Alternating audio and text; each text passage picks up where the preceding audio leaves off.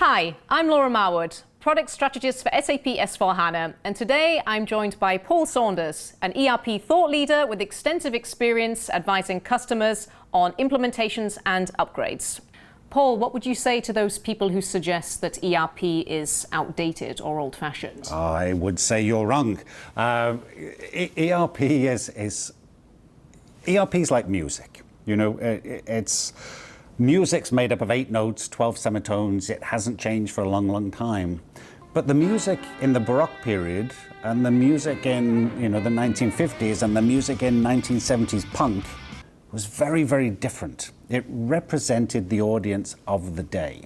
ERP's, I'd like to think, exactly the same. What we tried to do with ERP in 1972 when SAP first started was around standardization, variability reduction, operational efficiency, and so on. And those things are still really important. Mm-hmm.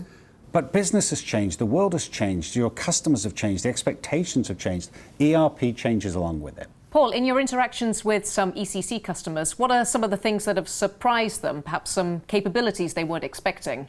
Talking to a customer recently, they were saying that they've been running ECC and other ERP solutions, competitive solutions, for a number of years.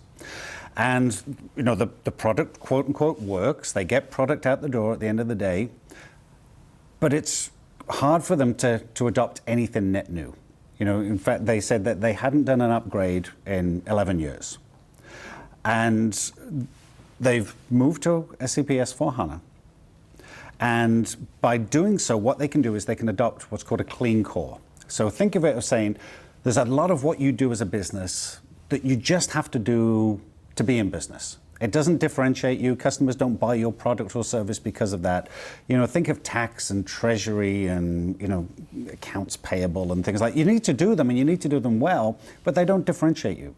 With SAP S4HANA Cloud, what you can do is you can adopt this clean core, you can standardize on those pieces.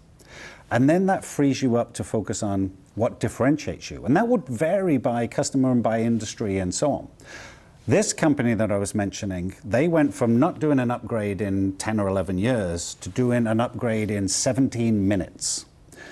And when you think about that, you're like, well, that's, having a fast upgrade, that sounds exciting to an IT person. It's not just about that. It's about the fact that when you can upgrade in 17 minutes, it means you're not disrupting your business. It means that you are taking innovations. That, I think, is the biggest argument for moving from ECC to S4HANA, or for any solution to S4HANA, is being able to drive innovative value that then differentiates you to your customers. And what would you say to those customers who are dubious or skeptical about transitioning to the cloud? The question would be, is it dubious? Are they skeptical? Are they scared? Are they nervous? And the only way to really deal with it is to say, what am I trying to achieve? Mm-hmm. And will cloud help me get there? And we know, we've seen this for 20 plus years now, that cloud is the great leveler of companies. And then, why am I scared? Is it because I don't really want to change? Because I'm a little worried about change and cloud seems to be changed? Do I feel that, we know that the security challenges of cloud have long been dispelled. I mean, cloud companies like SAP, we run security very, very well. We know that the cost pieces have been dispelled. We know that the scalability pieces have been dispelled. So all of these things, the benefits of cloud, they're factual. And when do ECC customers have to move to SAP S4HANA? So SAP isn't dictating that anybody has to do anything. Mm-hmm. That's one of the big differentiators, I think, between SAP and our competitors. When should a customer want to move, and when will it have the most value to move? That's where we work with the customer to tease that out.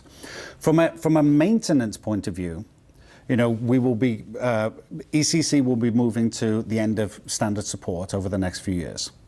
Now, a customer can still go with extended support if they want to, but it really comes down to thinking about, is my business today not going to change? Mm.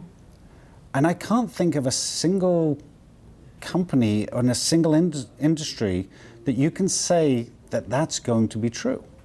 So you should never dictate your business strategy based on what a vendor is doing. You should dictate your business strategy on what the market is doing, what your customers are doing, and what you as a company are doing. And when you talk to ECC customers, what are some of their concerns around transitioning to the cloud? Any transformation or any transition for a company involves people, process, and technology. Mm-hmm. So the technology piece with cloud, I think, used to be a bit of a concern. People say, oh, is cloud good? Is it secure, and so on. I think we now know that it works fine. Then you've got the process piece. The process piece and the people piece are normally tied in quite closely together, because the process piece says, this is how we do something. And it might be, this is how we do something, but that might not necessarily be the best way for us to do it. And we can help them with things like Signavio to say, this is how you do something, and actually this is the best way you can do stuff. And then that comes to the last piece, the people piece. There's always been a view, I think, that people don't like change.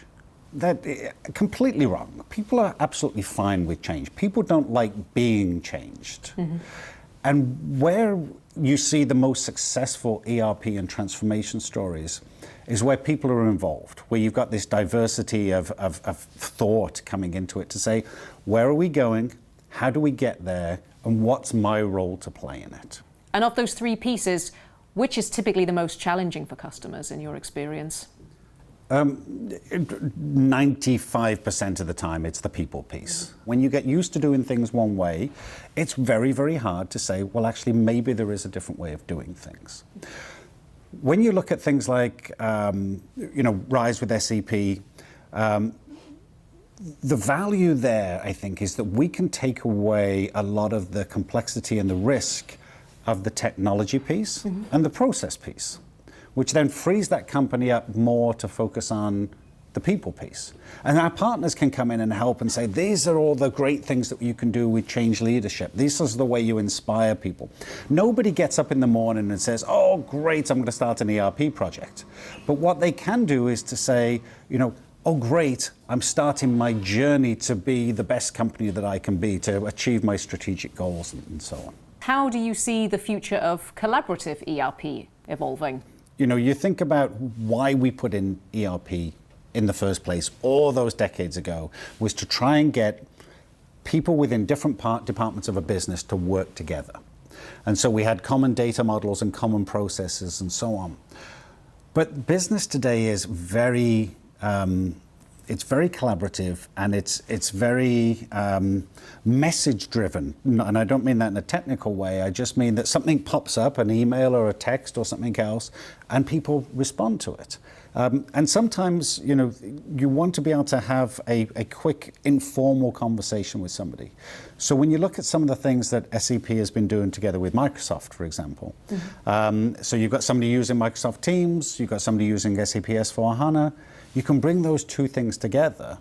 And this is a great example, I think, of where technology is going, where business is going, where the world's going, where you've got two of the biggest software companies in the world, SAP and Microsoft, not saying my product's better than your product, my company's better than your company, but by saying when we can put the two things together, our customers really benefit.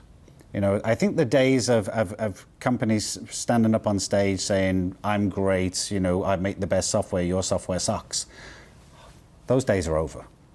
It's collaboration at all levels, between businesses, between departments, between competitors. So the future of ERP is collaborative? The future of business is collaborative. The future of work is collaborative. And ERP is a representation of business and of what the future of work looks like. So absolutely, it's collaborative. Paul, this has been great. Thank you so much for joining me today. Thank you very much, Laura. It's been great.